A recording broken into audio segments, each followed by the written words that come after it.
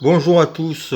Aujourd'hui, pour rendre hommage à Jane Birkin, aujourd'hui c'est le jour de son enterrement, j'ai décidé sous l'impulsion d'une amie, merci Christine, que je dédie cette émission, j'ai décidé de faire un top 5 sur les chansons de Jane Birkin. Alors, deux choses sur Jane Birkin. Jane Birkin est une actrice, a été chanteuse, et c'est un vrai personnage. Est-ce que c'est une grande chanteuse? Je ne sais pas.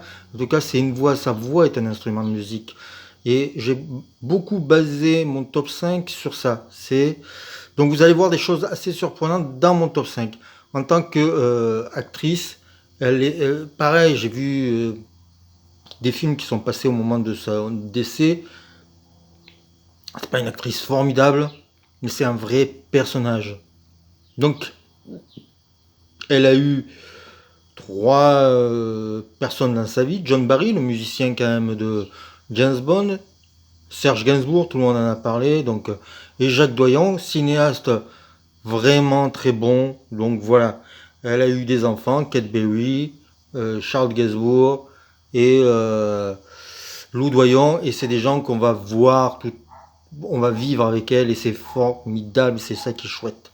Donc on commence par le number 5, pardon, number 5, avec une chanson qui est pas très connue, mais ce qui s'appelle Norman Jean Baker, et qui est une chanson sur Marilyn Monroe, et c'est gracieux, la musique est entre électropop, c'est bien sûr une chanson écrite, composée par Serge Gainsbourg, c'est pas la plus connue, et je voulais justement mettre en avant certaines chansons qui sont pas...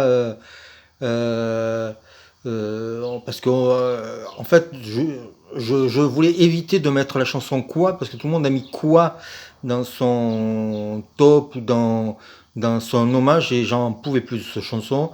Elle est très belle, mais à force, quand on entend beaucoup, ça fait beaucoup. Donc Norman Jean Baker, chanson très mélancolique, très belle, signée par Gainsbourg, début des années 80, un vrai morceau à redécouvrir. En numéro 4, fort. Là, j'ai mis la Gadou. Alors, Jane Birkin a fait un album qui s'appelle Version Jane, où elle reprenait les chansons de Gainsbourg et elle demandait à des artistes de mettre leurs pattes, de mettre leur style à eux. Sur la Gadou, la musique est produite par les négresses vertes, pardon, excusez-moi.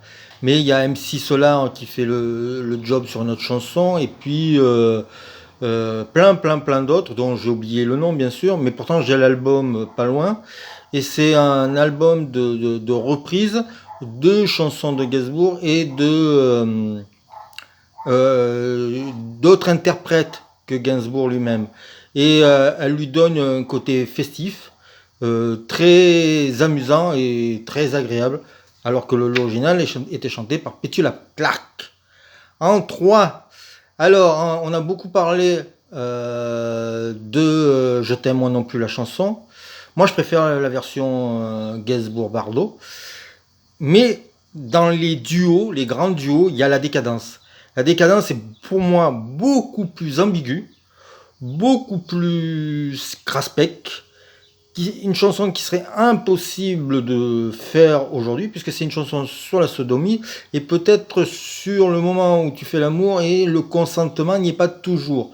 Donc c'est une chanson assez étonnante, assez sensuelle, assez folle, mais impossible à passer en radio aujourd'hui, c'est pour ça qu'on ne l'a pas entendue, et comme je suis un petit vilain, ben je voulais la mettre en avant. Donc la décadence, je trouve que le duo fonctionne très très bien entre Serge Gainsbourg et Jane Birkin.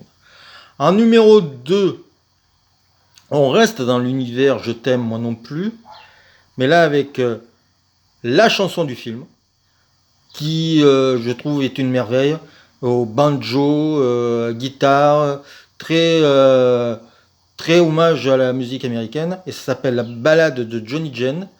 Alors, je vais pas vous les chanter parce que ça serait terrifiant si je vous les chantais.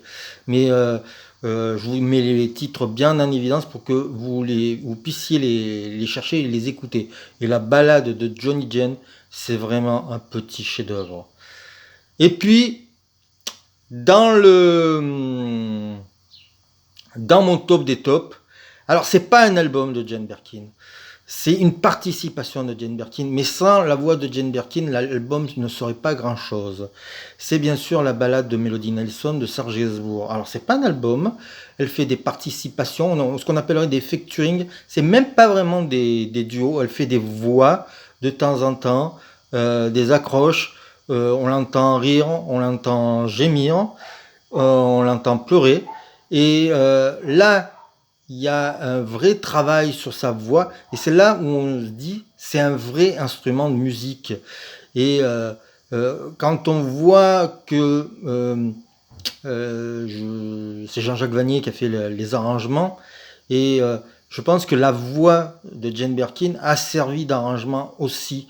Et ça prouve que la musique, on peut se servir de tout. Et là, la voix de Jane Birkin est un atout très important pour l'album Melody Nelson, qui est peut-être le plus beau album de chansons françaises, ou de rock, ou de pop. En tout cas, c'est un album d'anthologie. Serge Gainsbourg, Melody Nelson.